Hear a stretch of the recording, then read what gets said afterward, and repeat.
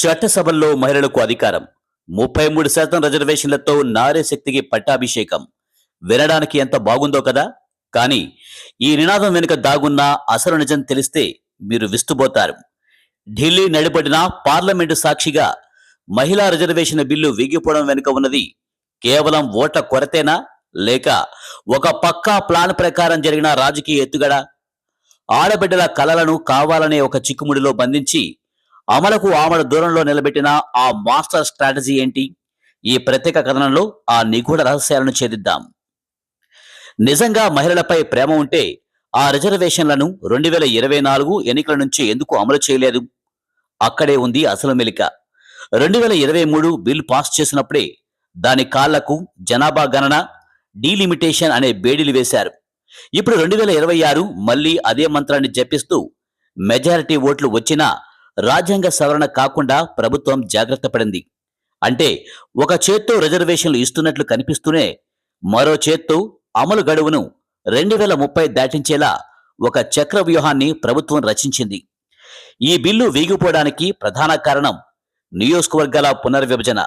జనాభా ప్రాతిపదికన సీట్లు పెంచితే ఉత్తరాదిలో సీట్లు పెరుగుతాయి.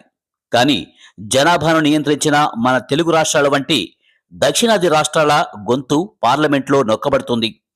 మహిళా రిజర్వేషన్ల ముసుగులో దక్షిణాది రాజకీయ ఉనికిని దెబ్బతీయాలని ప్రభుత్వం భావించింది. ఇది గమనించిన ప్రతిపక్షాలు ఒక్కటై అడ్డుకోవడంతో బిల్లును వ్యతిరేకించారనే నెపాన్ని వారిపై నెట్టి మహిళా ఓటర్ల ముందు వారిని విలన్లుగా చూపే ప్రయత్నం చేస్తుంది అధికార పక్షం.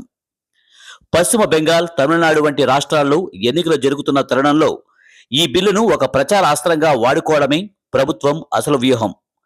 మేము బిల్లు తెచ్చాం, విపక్షాలే అడ్డుకున్నాయని చెప్పి మహిళా ఓట్లను కొల్లగొట్టాలనేది ప్రభుత్వం ప్లాన్.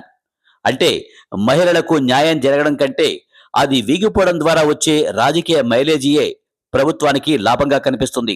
అందుకే 2/3 వంతు మెజారిటీ రాదని తెలిసి కూడా దక్షిణాది రాష్ట్రాల ప్రయోజనాలకు విరుద్ధమైన నిబంధనలతో ఈ బిల్లు ప్రభుత్వం సభ ముందుకు తెచ్చింది. చివరకు మిగిలిందేంటి? మహిళల కలలు మళ్లీ ఫైళ్లకే పరిమితమయ్యాయి. రాజ్యాంగ సవరణ వీగిపోవడం అంటే అది కేవలం ఒక బిల్లు ఓడిపోవడం కాదు, రాజకీయ లబ్ధి కోసం మహిళల ఆశలను బలిపీటమెక్కించడం. ప్రతిపక్షాలు తమ బలాన్ని చాటుకుని దక్షిణాదిని కాపాడుకున్నా ప్రభుత్వం మాత్రం తన వాయిదా స్ట్రాటజీని విజయవంతంగా అమలు చేసింది. మరి ఈ రాజకీయ చదరంగంలో ఓడిపోయింది ఎవరు? నిస్సందేహంగా దశాబ్దాలుగా చట్టసభల కోసం ఎదురుచూస్తున్న భారతీయ మహిళే.